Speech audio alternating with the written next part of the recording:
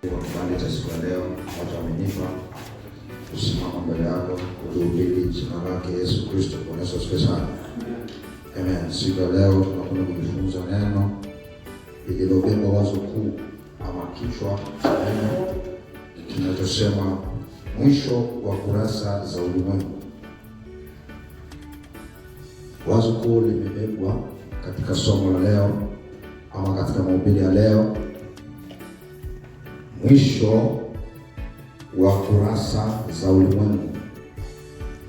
Mwisho wa kurasa za ulimwengu. Bwana Yesu asifiwe sana. Haleluya. Amen. Mwisho wa kurasa za ulimwengu. Ina maana gani kuzungumza habari za mwisho wa kurasa za ulimwengu katika majira haya na katika wakati kama huu? Napozungumzia habari ya mwisho wa kurasa za ulimwengu, ninazungumzia habari za ulimwengu toka mwanzo ulipoanza.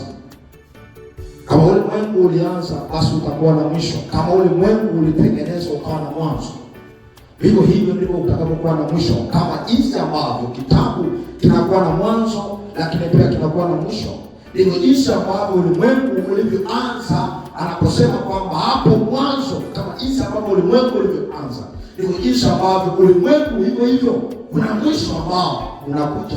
Ulimwengu unaenda kujifunga. Bwana Yesu asifiwe sana. So mwisho wa kurasa za ulimwengu, yaani ulimwengu ni mfano wa kitabu kilichobeba matukio mengi yaliyofungwa katika kurasa mbalimbali. Ulimwengu huu tulionao ni mfano wa kitabu fulani ambacho kimebeba matukio mengi sana. Ulimwengu tunaoishi ni mfano wa kitabu ambacho kimebeba kurasa zenye matukio mbalimbali. Yale matukio yamefungwa kwenye kurasa mbalimbali.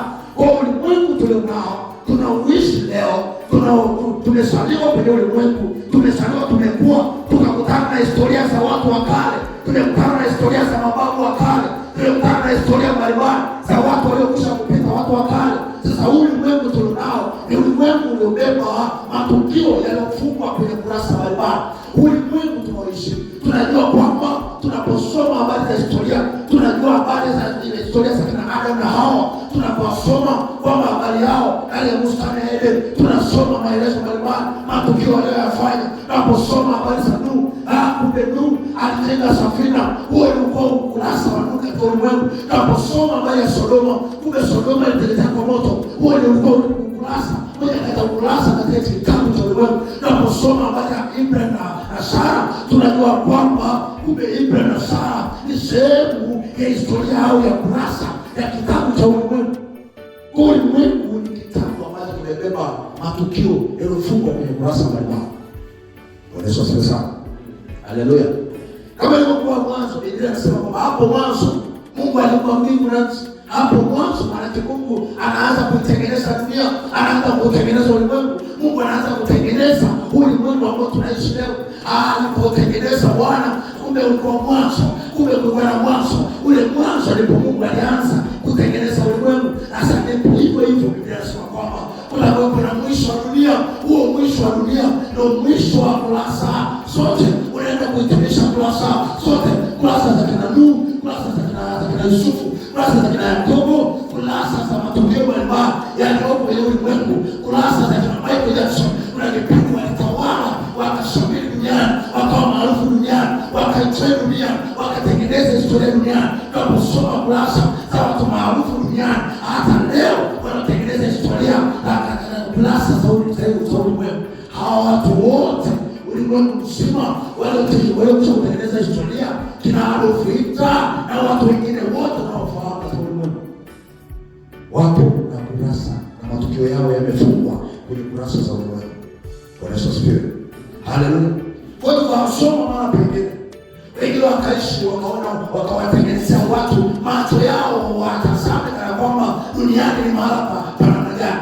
Wengine walipoishi walionyesha watu kwamba duniani ni mahali pa starehe. Wengine katika historia zao walionyesha watu kwamba duniani ni mahali fulani, wakatengeneza maua ya dunia, wakaipamba dunia kwa namna yao, wakaipamba dunia kwa matukio yao, wakaipamba dunia kwa historia zao, wakatengeneza historia ambazo zikawafanya wanadamu wawapende, wengine wawachukie, wakatengeneza historia.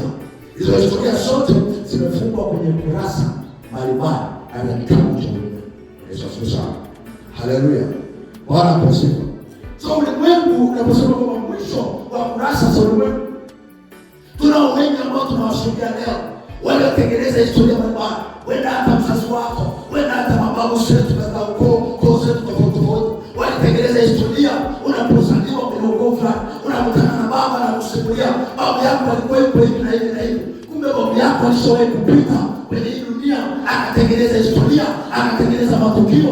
Kumbe naye babu yako ni sehemu ya historia ya matukio yaliyofanyika duniani. Ukifunguliwa kitabu cha ulimwengu, tutakutana na kurasa inaelezea historia ya matukio aliyofanya babu yako ambao leo hayupo.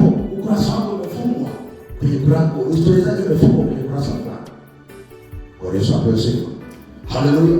Tunapoishi watu wengine wanaotumbia, wanakuwa maarufu, wanaotufanya siku hatama tutamani tuwe kama wao. Kuna watu ambao watazama wasanii wakubwa, wanatamani kuwa kama wao, wanatamani kufanana na wao, wanaangalia wanajeshi wa kitaifa, wa mataifa, wanajeshi wa kivita, wanatamani kuwa kama wao. Hao wote wao wanatengeneza historia kwenye kurasa zao. Siku kurasa unakuwa kufunga kaka mtu mmoja, ndipo anafunga kitabu kwenye ule kurasa, anafunga historia yake. Sasa kumbe unaweza kununua, alianza akazaliwa, akaendelea akaishi mpaka baadaye akaseka akafa. Anapokufa Mungu sio kwamba ulimwengu umefunga historia yote. Hapana. Amefunga historia yake yeye Mungu kama Mungu. Tunapozungumzia basi Ibrahim akazaliwa, akaishi, akamzaa Isaka, akafanya nini. Yeye historia yake ni page yake, ni ukurasa wake. Anapokufa haimaanishi kwamba ulimwengu mzima umekufa. Hapana. Anafunga historia yake, anafunga kurasa yake mwenyewe. Tunaposoma watu mbalimbali, watu wanafunga kurasa zao. Tunaposoma Kristini Kanumba, wakaishi, wakatawala, wakaendelea kuwa maarufu. Baadaye walipokufa hawakufunga historia ya dunia. Ulimwengu ukaendelea na shughuli, biashara zikaendelea, wasafiri wakasafiri, watu wakulima wakalima, wafugaji wakafunga, shughuli zinaendelea mpaka leo. Haimaanishi kwamba mtu fulani akifa amefunga historia yake kwamba ulimwengu umefunga. No. Na wengine mara fulani kusoma kuna siku ilikuwa naangalia historia ya Michael Jackson. Baada ya kufa, kifo chake kiliondoka wengine wengi. Kwa Yesu asifiwe. Kufunga kwake kurasa Michael Jackson umefunga kurasa na watu na mamilioni ya watu wameenda naye, wamekufa. Kwa hiyo kwa sababu walimshangilia, wakaona yeye ni ua la dunia, wakamfuata yeye. Hakujua kwamba yeye naye yuko kwenye kutengeneza matukio kwenye ukurasa wake. Anatengeneza matukio, anatengeneza historia kwenye kurasa yake ulimwengu. Kwa Yesu asifiwe sana. Haleluya. So mwisho wa kurasa za ulimwengu. Sawa, watu wote wametengeneza kitabu chenye ukurasa mbalimbali, chenye matukio mbalimbali, chenye historia mbalimbali. Sasa mwisho wa kurasa za ulimwengu, ulimwengu mzima sasa unakwenda kufunga ya kwamba wote mliotengeneza historia itizinafu inatosha, ni mwisho sasa.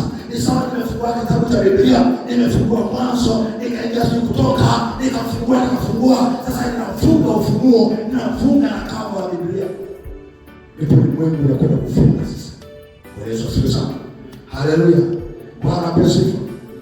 So matukio haya watu mbalimbali yakatengeneza kitabu hichi cha dunia cha ulimwengu kilichobeba kurasa mbalimbali zenye matukio tofauti. Sasa hebu tusome kitabu kile cha Petro wa pili 3 mstari wa kwanza. Mstari wa kwanza mpaka wa 15. Tusome taratibu. Petro wa pili mstari wa 3. Kwanza aya ya kwanza. Nasema kwa wapenzi, wala kauli ndio nawaandikia. Wapili, muandikie nini? Katika zote mbili na siamsha nia zenu sana, kuwakumbusha mpate kuyakumbuka yale maneno yaliyonenwa zamani na manabii watakatifu, na ile amri ya Bwana na Mwokozi iliyoletwa na mitume wenu, mkijua kwamba neno hili ya kwamba katika siku za mwisho watakuja na miaka sawa watu wenye kudhihaki, wafuatao tamaa zao wenyewe, na kusema iko wapi ahadi ile ya kuja kwake? Kwa maana tangu hapo usiku walipolala vitu vyote vilikaa hali hiyo tangu mwanzo ukiumbwa. Maana ufuma macho yao wasione neno hili ya kuwa zilikuwako mbingu tangu zamani, na nchi pia imefanyika kutoka katika maji na ndani ya maji kwa neno la Mungu. Kwa hayo dunia ile ya wakati ule ilijaribishwa na maji itaangamia, lakini mbingu za sasa na nchi zimewekwa akiba kwa moto na kwa wale na kwa neno hilo zikilindwa hata siku kuu na ya kuangamia kwao wanadamu wasiomcha Mungu. Yesu asifiwe. Haleluya. Kuna watu wanajiuliza katika mmoja ya maswali walionao. Na baada ya kuhubiri injili mahali fulani, watu wanajiuliza maswali. Huyo Yesu wetu anakuja lini? Maana toka zamani mnahubiri habari za kuja kwake, anarudi lini?